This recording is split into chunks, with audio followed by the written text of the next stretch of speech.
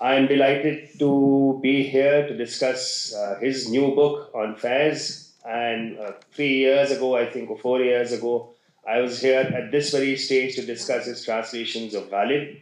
So I feel lucky that I'm, living the continuity with that. I also feel very lucky that I'm discussing Faiz, with whom I personally have a lot of affinity. Some 30, 35 years ago, traveling in the U Special to Delhi University with a broken heart, with Faiz Ahmad Faiz in my lap, in Urdu. It was an old collected works, and he was a great solace to me then. And I was also very fortunate in 2011 when we were celebrating his centenary. We did something on Faiz, which we then took to Lahore and were able to present it there and visited his home. So I'm also going to start with a little poem that I have recited many times, and it's a poem that describes many life journeys. I think the only thing here is that, it describes many life journeys that were split into two, and I think Najib Saab is an exception who escaped this. And you will understand when I recite the little poem. वो लोग बहुत खुशकिस्मत थे जो इश्क को काम समझते थे या काम से आशिकी करते थे. ये दोनों चीजें इनके ऊपर आयद होती हैं, और इसके बाद का जो हिस्सा है उसकी ये नफी है. हम जीते जी मसरूफ रहे, कुछ इश्क किया, कुछ काम किया. काम इश्क के आड़े आता रहा और इश्क से काम उलझता रहा. आखिर में तंग आकर हमने दोनों को अकेला छोड़ दिया. नजीब साहब इस मामले में इस्तिस्ना है कि इन्होंने दोनों को छोड़ा नहीं, दोनों को पकड़े रहे और करते रहे. And it is wonderful that we are here and we are celebrating his ishq for words, for poetry, for Sukhan, for these wonderful poets.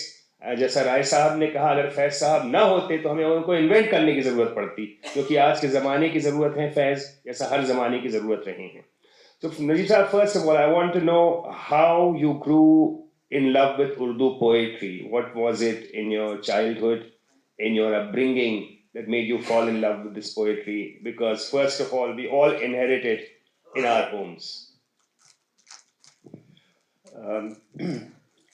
I think I got to understand Urdu poetry because of my late mother, who by the time I was 4 or 5 was reciting poetry to me. I did not understand what I was hearing, but I was learning by rote, and it is providential. Perhaps it was a miracle for me that by the time I was maybe 4 or 5, I had learnt by heart maybe more than half of the Diwan of Ghalib. That's amazing. So amazing. It was really a miracle. And I could recite it anywhere, and it just came automatically to me when friends would be doing Twinkle Twinkle, I would recite Ghalib. So that just stayed with me over the years, albeit without understanding the nuances of Ghalib. But also the problem is when you start reading Ghalib, as Khalid Saab told me, کہ آپ Shakespeare سے شروع کر رہے ہیں, آپ چھوٹی چیز سے شروع نہیں کر رہے ہیں. So I got into something really high up there without getting into the basics, and those basics I learned and read much later in life. So even today, when I read Ghalib, what I read Faiz Saab or Iqbal, that is what I understand, and I am not able to do justice really to many poets that we have seen, particularly, as you know, we are all attracted to the progressive writers. اب ساحر ہیں, ساگر نظامی صاحب ہیں, علی سردار جعفری صاحب ہیں, کیفی نظامی ہیں, رجندر سنگھ بیدی ہیں. ان کو پڑھنا چاہتے ہیں, ان کو سنتے ہیں, لیکن فائنلی وہ گھوم کے پھر واپس ہم غالب اور فیض پہ آ جاتے ہیں. تو the journey has been long. You know the story. I told you once that it's a story that worth sharing. I know which one you're coming to. Maulana Azad. Ji. My mother used to visit Maulana Azad very often in his house. In amongst Muslims there is a tradition کہ جو پہلا اکشر آپ پڑھتے ہیں اس called بسم اللہ, اور مولانا نے ہماری بسم اللہ پڑھائی تھی. So we used to go, and there was a lunch time when I went, and Maulana had just come into the house, and ان کو معلوم تھا کہ میں غالب پڑھتا ہوں, تو انہوں نے کہا میاں جلدی جلدی سے کچھ پڑھ کے سنائیے, میں کھانا کھا کے جا رہا ہوں. And the first couplet I recited was یہ مسائل تصوف یہ تیرا بیان غالب, تجھے ہم ولی سمجھتے جو نباد خار ہوتا. اور that was very very embarrassing for my mother and indeed very embarrassing for Maulana, and I think I will leave to Mahmood to explain what the ashar meant, but I recited it without understanding the meaning. تو مولانا آزاد نیخا شعر کا مطلب ہے یہ مسائل تصوف, تجھے تصوف کے صوفزم کے جو اتنی باتیں کرتا ہے, اور یہ تیرا بیان ہے جو غالب, تو اتنی باتیں تصوف کی مذہب کی کرتا ہے, ہم تجھے ولی سمجھتے اگر تو شرابی نہ ہوتا. اچھا, مولانا آزاد نے اپنی کتاب غبار خاطر میں چائے کی تعریف میں اور چائے کی رنگت کی تعریف میں اور صبح جو وہ جاسمین پیتے تھے اس میں اتنا ذکر کیا ہے کہ بعض لوگوں کا شک ہے کہ وہ بات چائے کی نہیں, اس سے ملتے جلتے رنگ کے کسی مشروب کی ہو رہی ہے. باقی میں کچھ کہنے سے قاصر ہوں کیونکہ میرے سامنے کچھ گزرا نہیں اور آپ وہاں تھے نہیں, تو باقی میں آپ کی امیجنیشن پہ چھوڑ. تو میں اچھا, so then you were in as a child you had been inculcated into this poetry, you had been initiated, and then you of course had a different pedigree altogether. I mean, you went to St. Stephen's and then you got into the civil service. So did you continue your interest in it? Did you sustain it, or was it a thing that was left behind in childhood? دیکھیے ہمارے generation کی بدقسمتی ہے, میرے class کے دوست بھی یہاں موجود ہیں, اسکول کے دوست بھی یہاں موجود ہیں, کہ ہم سب اردو اور ہندی بھول کے انگلش میں لگ گئے اور انگلش پڑھا, اور in school like Saint Columbus ہم اچھی ہندی تک نہیں پڑھ سکے, اردو تو چھوڑ دیجیے, تو اردو پیچھے رہ گئی. I was lucky that I went to Madhya Pradesh where I learned Hindi and I learned very good Hindi. تو اردو سے ایک طریقے سے I got removed from Urdu till I joined St. Stephen's again. And it was Faiz Ahmad Faiz that revived Urdu in me in St. Stephen's College, because 1968 کا دور revolution کا دور تھا. ہم لوگ نکسل باری کی بات کرتے تھے, ہم مارکسزم کی بات کرتے تھے. Most of us who were worth any salt in college were deemed as well Naxals in those days, and some of us got arrested. تو وہ فیض کی وجہ سے, فیض کو ہم شام کو پڑھتے تھے, ان کے ڈرامے کرتے تھے اور قوالیاں ان کی ارینج کرتے تھے. So St. Stephen's revived Faiz in me again, and thanks to that I got back into Urdu poetry. But this is a totally different route from being an Urdu atmosphere or an Urdu culture at home. Now Faiz is coming through you through revolting, through rebellious students, in a very elite institution. Absolutely, but St. Stephen's was at that time, say, on the verge of a revolution. Yes. So a lot of us got expelled. Yes. A lot of us were asked to leave college for some time, but we came back. When we were applying for service in the IPS, I applied first. I was afraid that Delhi police would give me a check where, there would be an objection to my selection. But that time passed. تو اس کے بعد پھر جیسے نوکری شروع ہوئی, آپ پڑھتے رہے لیکن وہ انٹرسٹ نہیں رہتا, کیونکہ نوکری آپ سے سب کچھ چھین لیتی, بہت کچھ عشق کیا, کچھ کام, بس وہی ہے. لیکن it was a twist of fate that I went to Oxford, اور وہاں ہمارے دوست ہیں فرحان نظامی صاحب, جنہوں نے اسلامک سینٹر فار آکسفورڈ میں Oxford centre for Islamic study شروع کیا. اینڈ ہی سیڈ کہ آپ یہاں آ کے کام کریے اور میں آپ کو ڈسٹنگوش اسکالر بناؤں گا. تو میں 2 جگہ کام کر رہا تھا, اور وہاں انہوں نے مجھے کتاب پکڑا دی, مولانا علی میاں کی حضرت عمر کی بایوگرافی, اور ان کا اس کا ترجمہ کریے اب آپ. علی میاں کی تو اردو اتنی ڈیفیکلٹ تھی, میرے دوست بیٹھے ہیں یہاں سلیمان بھائی, میں نے وہ کتاب, یہ اس زمانے میں سعودی عرب میں تھے, اور میں نے یہ کتاب ان کو بھیجی کہ آپ کم سے کم اس کو پڑھیے اور تب میں اس کا ترجمہ کروں. And he used to dictate it into a dictaphone and then send it back to me in England. لیکن وہ کام تو پورا ہوا نہیں. تو بہرحال وہ اس سے دلچسپی بڑھی, but the luckiest thing in life for me was to go to Jamia. And there, اور وہاں ایسے غضب کے لوگ, خالد صاحب یہاں بیٹھے ہیں, اور اردو ادب جاننے والے, اردو میں گفتگو ہوتی, ٹیچرز جو اردو جانتے تھے, کہ پھر سے وہ اردو پڑھنا شروع ہوا. And then of course the impossible task thanks to professor Khalid Mahmood کے ایک غالباً میں پڑھنا شروع کیا, اس کی ان ڈیپتھ اسٹڈی شروع کی, اور پھر 10 سال لگے وہ ترجمہ کرنے میں. Yeah, I remember because when you were the vice chancellor, I think Khalid Saab used to teach you in the morning and give you lessons, and you used to try and read Ghalib, which painstakingly you've done that whole process. He's a tough teacher. Yes. So then you did Ghalib, and Faiz was in your blood, so to say. So you decided to come to Faiz after Ghalib, or was it selection? Intellectually and emotionally, I'm much closer to Faiz than any other poet. I mean, it just comes to me naturally. I think Faiz Saab عام آدمی کی زبان بولتے ہیں, جیسے آپ کو معلوم ہے.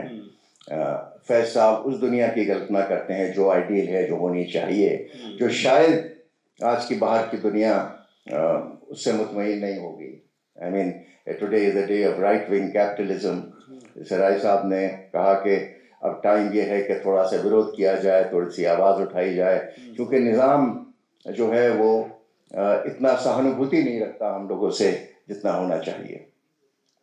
So when you came to choose and you came to translate Faiz, he has, of course, like all one great poets, been translated before.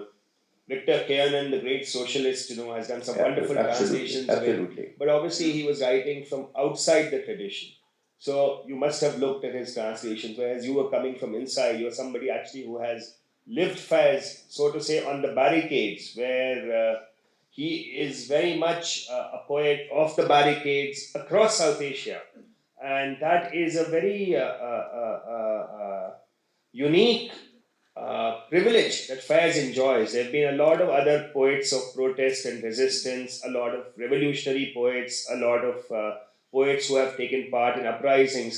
But I can't think of any poet, even from within that generation, forget any other language, who is so popular across the vast stretches of South Asia. He is invoked in protests in Bangladesh. He is invoked in protests in Karachi. He is invoked in protests in Delhi during the anti-CA movements. He is invoked by Varvara Rao, who is in prison. He is invoked by Professor Sai Baba when he was in prison. So there is such a wide spectrum of people that he touches, that he is quite exceptional in that sense. So when you came to translate, you were obviously aware of this full range of his appeal across various segments and populations. تو میں نے جو selection بھی کیا ہے, آپ دیکھیں گے میں 100 مکمل نہیں کر پایا, اور اس کی وجہ یہ ہے کہ آئی واز لوکنگ فار نظمس which reflected the true Faiz. اسی لیے یہ نام قلب فیض کے, which came from the recesses of his heart, جو فیض تھے.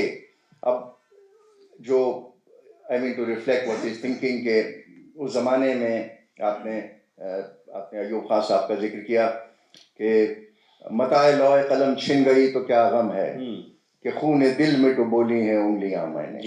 اب کون لکھ سکتا ہے یہ اگریسو پاکستان میں؟ میں آپ کو بتاؤں کہ وہ کہتے ہیں کہ گڑی ہیں کتنی صلیبیں میرے دریچے میں, ہر ایک اپنے مسیحا کے خون کر یہ my interpretation is very interesting, because آپ پہلی نظم جو ان کی سنتے ہیں, دا ویری پاپولر ون, ہم دیکھیں گے نہیں ارے بھائی گلوں میں رنگ بھرے, وہ سب سے پہلے سب لوگ گاتے ہیں جی, فرسٹ ون, یہ وہ سے آزاد صبح آزادی. No, I have it somewhere. But my interpretation is completely different from what people normally interpret as. مجھ سے پہلی سی محبت میری, یہ دیکھیے بیٹھے ہیں, مجھ سے پہلی سی محبت میری محبوب نہ مانگ. اب دیکھیے یہ the general interpretation is کہ عاشق اپنے محبوب سے یہ کہہ رہے ہیں کہ مجھ سے پہلی سی محبت. میرا انٹرپریٹیشن اس کا یہ ہے کہ وہ مسیحا کہہ رہا ہے اپنی امت سے کہ مجھ سے پہلی سی محبت میری محبوب نہ مانگ, کیونکہ مسیحا یہ فیل کرتا ہے کہ میں فیل ہو چکا ہوں اس دنیا میں, مسیحا کچھ کر نہیں پایا, اس کی ضرورت ہے. جیزس فیل ہو گئے, نوح فیل ہو گئے. تو my interpretation of Faiz is that though he is a great romantic, but in all his romantic poetry, comes out the revolutionary in Faiz, the man who is constantly thinking of the peasant, the man who is constantly thinking of labor, the man who is constantly thinking of the man in the street. And that's why I've dedicated this book also to the voiceless, to the people who have no voice. On that note, I wanted to ask you, Faiz is part of that generation of progressive poets, you know, he's there with Sardar Jafri, Kaifi Azmi, Makhdoom above all. Yes. Before Faiz comes onto the scene, we already have a tradition of the political ghazal with Maulana Hasrat Mohani, Maulana Muhammad Ali Jauhar, Iqbal also. Yes. So Faiz is part of that entire generation, which are all of them, you know, writing about the common man, writing about a change in the system, invoking resistance. Many of them also suffered. Sardar Jafri went to jail, Majroo went to jail, Kaifi went to jail, Makhdoom went to jail. So, and their poetry is not too dissimilar to Faiz. Yet Faiz enjoys a popularity which is actually more than all of their popularity put together. Absolutely. And how does that happen? Why does that happen? ایک آدمی class میں first آتا ہے, ایک آدمی third fourth fifth چلتا ہے. میرا یہ خیال ہے کہ جو فیض صاحب کا پیشن ان کے الفاظ سے نکل کے آتا ہے وہ کسی پوئٹ سے نہیں نکل کے آتا. میں نے جو ان کا ڈس اپوائنٹمنٹ فار انسٹنس آزادی سے ہوا, یہ داغ داغ اجالا, یہ شب گزیدہ سحر, وہ انتظار تھا جس کا, یہ وہ سحر تو نہیں. اب فیض صاحب is not really impacted by partition. He is a Pakistani all his life. He is born in Lahore. He lives there. He works there. لیکن فیض صاحب کی گریٹنس یہ ہے کہ 1948 میں جب گاندھی جی کا اسیسینیشن ہوتا ہے تو in those difficult days he comes to India on Gandhi's funeral. اور یہ پھر کہتے ہیں کہ یہ داغ داغ اجالا, یہ شب گزیدہ سحر, وہ انتظار تھا جس کا, یہ وہ سحر تو نہیں. This is not the freedom that we fought. Not the freedom that we asked for. And this is exactly what Rai Saab said, and we all of us feel that is this the India that was conceptualized in 1947?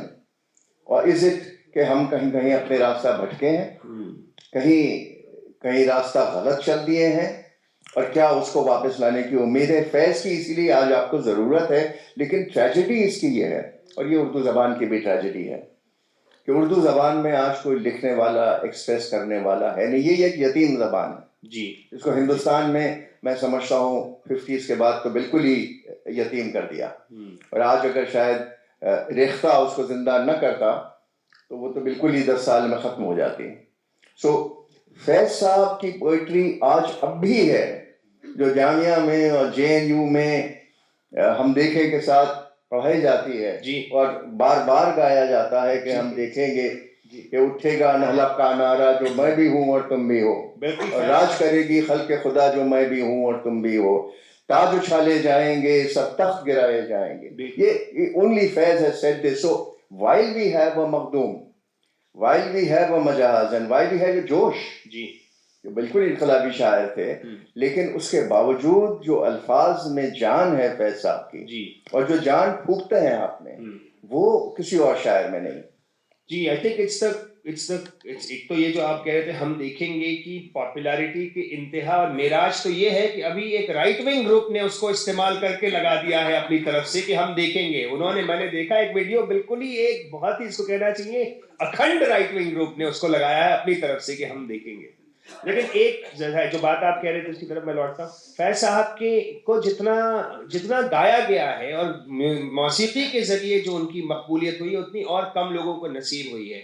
ان کی کلام میں it lends itself to music in a way that few others do, and that combines with a kind of a کیفیت جس میں بڑا challenging لہجہ آ جاتا ہے کبھی کبھی. آج بازار میں پا بجولا چلو, لازم ہے کہ ہم بھی دیکھیں گے کہ چشم جانا میں اب باصفا کون ہے, کوئے جانا میں اب باصفا کون ہے, اور یہ کہ یوں ہی الجھتی رہی ہے ہمیشہ ظلم سے خلق, یا پھر ان کا وہ کہ سب تاج اچھالے جائیں گے. تو بڑا ایک combination of lyricism with a kind of extreme outspoken challenge, which perhaps I think sets him apart, I suppose, Absolutely. میں آپ سے بیان کروں کہ میں اب آج کل میں سوچ رہا تھا کہ اگلا کیا کام کروں, تو شاعر کو بہت پڑھتے ہیں اور مجاز کو بہت پڑھتے ہیں, لیکن وہ دل سے وہ بات نکل کے نہیں آتی. کہ وہ کیپٹیویٹنگ کہ انسان اپنے زندگی کے 2 سال درد کرے کہ مجاز صاحب کو انگریزی میں اٹ از. میرے جب بیٹھے ہیں خالد صاحب ان سے گفتگو ہو رہی تھی, انہوں نے کہا کہ سب چھوڑیے, حسرت موہانی کو ٹرانسلیٹ کریے, ان کی بایوگرافی لکھیے کہ ایک شخص جو 8 سال انگریز جیل میں رہتا ہے, نوجوان, اور چکی پیستا ہے وہ 8 من روز, اور اس کے بعد کنسٹیٹوئنٹ اسمبلی کا ممبر ہے. تو ایسے شاعر ہوئے ہیں, لیکن حسرت بھی وہ جذبہ ریولوشن کا پیدا نہیں کرتے, حالانکہ وہ اتنے ہی بڑے ریولوشنری ہیں ان زون میں. خیر آف کورس فیض صاحب کو تو بہت موقع ملا, کیونکہ وہ تو پاکستان جیل میں 4 سال رہے, ان کو ایگزائل کر دیا گیا. بٹ فیض صاحب کی گریٹنس جو آپ فرما رہے تھے کہ لینن پیس پرائز ان کو ملتا ہے, ان کی فوت ہونے سے پہلے ان کو نوبیل پرائز کے لیے نامنیٹ کیا جاتا ہے. اب میں کلپنا نہیں کر سکتا کہ اردو کے لیے, اردو شاعر کے لیے, کسی کے لیے نوبیل پیس لٹریچر پرائز کے لیے نامنیٹ کیا جائے. تو یہ ایک بات جو فیض صاحب کو لگاتار جس نے ان کو ایک طرح سے منفرد رکھا, that he was faced with a political system which almost constantly forced him to be challenging and to be resistant, to be a dissident, to be a dissenter in the Pakistani political system. So that actually gave his life a constant pole of righteousness. I feel that was one part of his life. And second, he himself was such a mellow, calm, non-controversial, reticent, taciturn fellow that it gave his personality an attractiveness that went even beyond his poetry. So his life, in a sense, fed into that appeal, that aura. And especially after 1970s, the kind of international figure that he became when he was living in Beirut and he was friends with Pablo Neruda. He wrote about the Turkish poet Nazim Hikmat. He wrote about African figures. He wrote about Ashgabat ki Sham. He wrote about Tashkent. So he was in a sense a poet after the 1970s, especially, whose concerns were very cosmopolitan and international in a way that perhaps no other poet shared. No poet in Urdu. Iqbal بھی یہاں محدود ہیں, حالانکہ انہوں نے pain Islamic کی بات کی ہے اور یہ اسلام ایز اے انٹرنیشنل فگر بات کی ہے, نیٹشے سے انسپائر ہو کے انسان کی حیثیت بہت بڑی بنائی ہے, لیکن اقبال بھی انٹرنیشنل نہیں ہے. جرمن پڑھتے ہیں, میرے خیال اقبال تو سوچتے بھی جرمن میں تھے, اتنا کمپلیکیٹڈ ان کی انگلش رائٹنگ ہے. وہ جو ان کی کتاب ہے ریکنسٹرکشن آف پولیٹیکل اسلام, وہ اتنی کمپلیکس ہے کہ آپ کو کئی بار پڑھنی پڑے گی سمجھنے کے لیے. لیکن فیض صاحب کی جو انٹرنیشنلی انگلش ہے, جو ارے ایران کے طلباء پہ وہ کتاب لکھ رہے ہیں, پوئٹری لکھ رہے ہیں. سو he is a personality that is truly international. اور اردو زبان میں یہ اتنا کینوس تو کسی کا ہے ہی نہیں. جی عشق اور انقلاب کو, دونوں کو اس طرح سے ملانے سے جو ایک رومانویت جو پیدا ہوتی ہے, جو اس کی ایک اپیل ہے. ویسے تو انقلاب کو معشوق اور معشوق کو انقلاب بہت سے شاعروں نے بنایا, لیکن جو اس کا بیلنس فیض صاحب لے کے آئے, اور جو ایک طرح کا غنائیت جو اس میں ایک ان کا لیریسزم, جو ایک فارسی بہت اچھی مہارت ان کی تھی. مجھے یاد ہے ان کو گورنمنٹ کالج میں بی اے میں فارسی میں 100 میں سے 100 نمبر ملے تھے, اور اس کے باوجود لیکن ان کی اتنی کبھی کبھی اتنی سادی کھردری زبان میں شاعری کرتے ہیں, اور کبھی کبھی وہ اعلیٰ درجے کی بھی شاعری ہے. جسے مجھے بہت پسند تھا ان کا قطعہ کہ کلاه خسروی سے سر خسرو سے نازے کچھ کچ کلاہی چھن بھی جاتا ہے. سر خسرو سے, خسرو کے سر سے کچ کلاہی یعنی تاج پہننے کا, ترچھا تاج پہننے کا. سر خسرو سے نازے کچ کلاہی چھن بھی جاتا ہے, کلاه خسروی سے بوئے سلطانی نہیں جاتی. تو وہ بہت کمال کی اس طرح کی چیزیں, لہجہ ایک دم سے آ جاتا ہے, اور پھر بیچ میں بڑا سپاٹ, بڑا عام بول چال کا, عام فہم کا لہجہ بھی ہے. جبکہ وہ خود انگریزی پہ بڑی اچھی گرفت رکھتے تھے, اور وہ تو ایلس تو آبویسلی جب ان کی زندگی میں آئیں, اور جس طرح کا انہوں نے ان کو ایک طرح کا I think that some role we have to also remember Alice and her keeping him on the straight path through her sacrifices and her exemplary character and personality. Absolutely. The letters that they shared when he was in prison, how she supported him and how she exhorted him to remain absolutely unbending and life together. Also, I think, lent itself in some ways to his poetry and the way he was able to sort of keep himself from, so to say, compromising himself too much, perhaps, رہتے ہی نہیں تھے پاکستان میں, جی. گھومتے رہے. Else کی تو بہت بڑی سیکریفائس جی ہے, ہاں. جیل میں, اور اس کے بعد کانسٹنٹ دورہ ان کا. جی. ان کے بچے لکھتے ہیں, ان کے گرینڈ چلڈرن لکھتے ہیں کہ ہم تو فیض صاحب سے ملتے ہی نہیں تھے. جی. ملاقات کبھی کبھی ایئرپورٹ پہ ہوتی تھی, جی. آنے جانے میں. اور لندن کی سوسائٹی اور بیروت کی سوسائٹی ان کی عاشق تھی.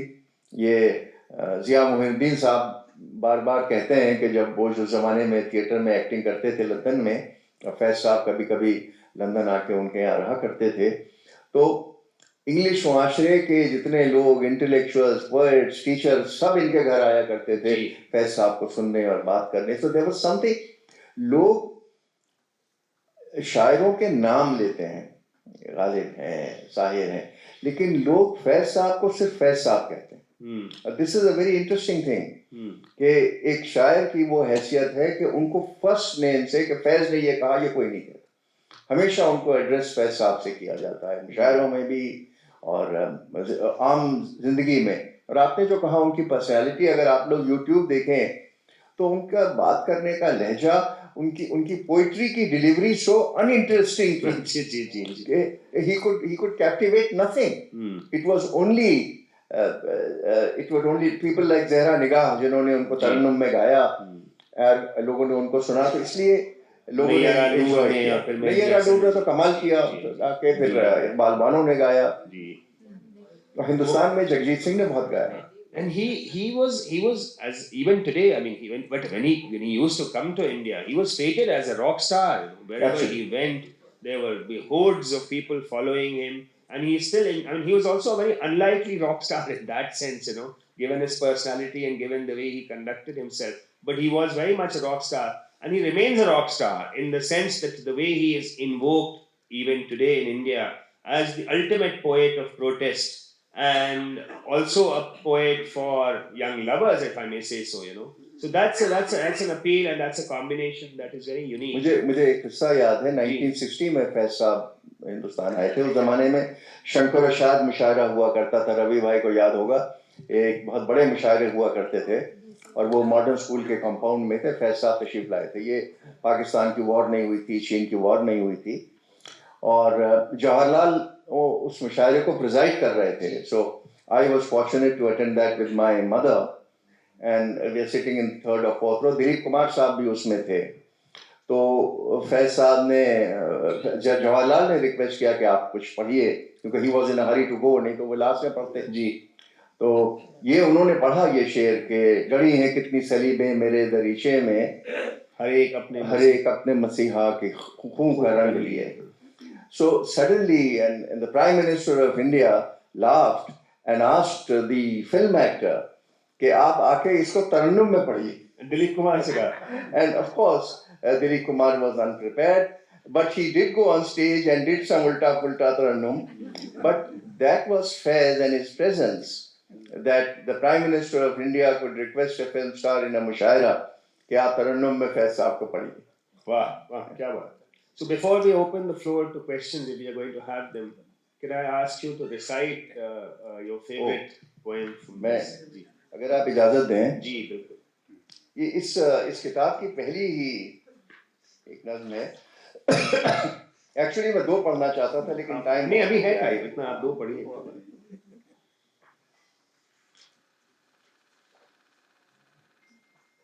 The first one which actually motivates a lot of people, اور یہ فیض صاحب کا انقلاب, فیض صاحب کی فیلنگز درشاتا ہے. اس کا نام ہے انتصاب. جی, آج کے نام اور آج کے نام. آج کے نام, آج کے نام اور آج کے غم کے نام. آج کا غم کہ ہے زندگی کے بھرے گلستاں سے خفا, زرد پتوں کا بن, زرد پتوں کا بن جو میرا دیس ہے, درد کی انجمن جو میرا دیس ہے. کہ لڑکوں کی افسردہ کی جانوں کے نام, کم خوردہ دلوں اور زبانوں کے نام, پوسٹ مینوں کے نام, تانگے والوں کے نام, ریل والوں کے نام, کارخانوں کے بھوکے جیالوں کے نام, بادشاہ جہاں والی ماسوا نائب اللہ فی الارض دہقاں کے نام. دہقاں فارمرز کو کہتے ہیں. جس کے ڈھولوں کو ظالم ہکا لے گئے، جس کی بیٹی کو ڈاکو اٹھا لے گئے، ہاتھ بھر کھیت سے ایک انگشت پٹوار نے کاٹ لی، دوسری مالیے کے بہانے سے سرکار نے کاٹ لی، جس کی پگ زور والوں کے پاؤں تلے دھجیاں ہو گئیں، ان دکھی ماؤں کے نام، رات میں جن کے بچے بلکتے ہیں اور نیند کی مار کھائے ہوئے بازوؤں سے سنبھلتے نہیں، دکھ بتاتے نہیں، منتوں زاریوں سے بہلتے نہیں، ان حسیناؤں کے نام جن کی آنکھوں کے گل شلمنوں اور دریچوں کی بیلوں پہ بیکار کھل کھل کے مرشا گئے ہیں، ان بے حقاؤں کے نام جن کے بدن بے محبت ریاکار سیجوں پہ سچ کر کے اکتا گئے ہیں، بیواؤں کے نام، کچڑیوں اور گلیوں محلوں کے نام جن کے ناپاک کاشاک سے چاند راتوں کو آ کے کرتا ہے اکثر وضو، جن کے سایوں میں کرتی ہے آہو بکا آنچلوں کی ہنا، چوڑیوں کی کھنک، کاکلوں کی مہک، آرزو مند سینوں کے اپنے پسینے میں جلنے کی بو، پڑھنے والوں کے نام وہ جو اصحاب طبل و علم کے دروں پر کتاب اور قلم کا تقاضا لیے ہاتھ پھیلائے پہنچے مگر لوٹ کر نہ آئے، وہ معصوم جو بھولے پن میں وہاں اپنے ننھے چراغوں میں لو کی لگن لے کے پہنچے جہاں بٹ رہے ہیں گھٹا ٹوپ بے انت راتوں کے سائے، ان اسیروں کے نام، اسیر جیل برڈز، ان اسیروں کے نام جن کے سینوں میں فردا کے شاتاب گوہر جیل خانوں کی شوریدہ راتوں کی سرسر میں جل جل کے انجم نما ہو گئے، آنے والے دنوں کے سفیروں کے نام وہ جو خوشبو گل کی طرح اپنے پیغام پر خود فدا ہو گئے ہیں۔ یہ فیض صاحب جو ہم روز دیکھتے ہیں دیہات میں، غریبوں میں، محلوں میں، کچڑیوں میں، دیٹ از فیض۔ میں ایک اور پڑھنا چاہتا ہوں اگر آپ کی اجازت ہو۔ یہ میں اس لیے پڑھنا چاہتا ہوں کہ ہمارے دوست ہیں مدن گوپال سنگھ، انہوں نے فادر اسٹین، ان کا انتقال جیل میں ہوا، ان کی یاد میں یہ لکھا ہے، مطلب فیض صاحب نے لکھا تھا اور مدن گوپال نے گایا ہے، میں ڈھونڈتا ہوں اس کو۔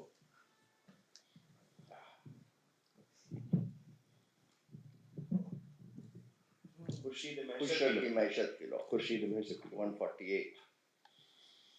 یہ اس لیے بہت پاورفل ہے کیونکہ یہ بتاتا ہے کہ زیادتی میں کیا ہوتا ہے، اور فادر اسٹین جو سپر مانگتے مانگتے جیل میں مر گئے اس گورنمنٹ کے نظام میں، ان کے لیے مدن گوپال نے یہ گانا گایا بھی ہے۔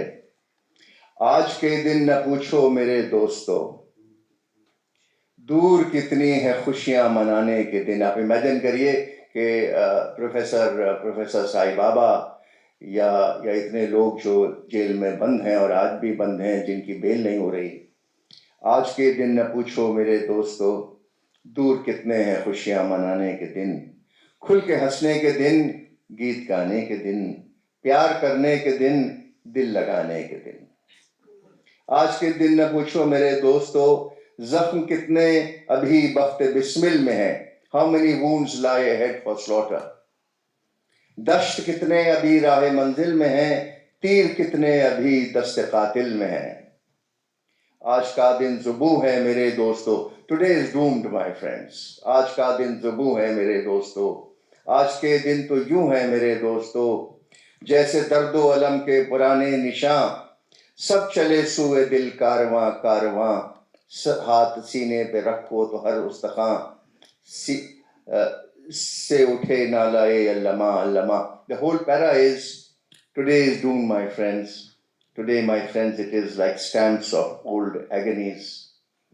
Towards our hearts came the caravans, placing our hands on our hearts, from each skeleton came a tortured cry for freedom۔ Lovely. کیا آج کے دن نہ پوچھو میرے دوستو، کل تمہارے لہو کے دریدہ علم، فرد خورشید سے محشر پہ ہوں گے رقم، آج کرم تذکراں کب تمہارے قدم، لے کے اٹھے گا بحر خون یم بیم، جس میں دھل جائے گا آج کا دل کا غم. I'll translate. Today do not ask, my friends, when the torn flags soaked in your blood be embossed on the face of the last sun. From shore to shore your steps will rise, taking with them a sea of blood, and wash off these sorrows. سارے درد و علم سارے جور و ستم دور کتنی ہے خورشید محشر کی لو آج کے دن نہ پوچھو میرے دوستو. So this is Faiz Ahmad Faiz at his revolutionary best.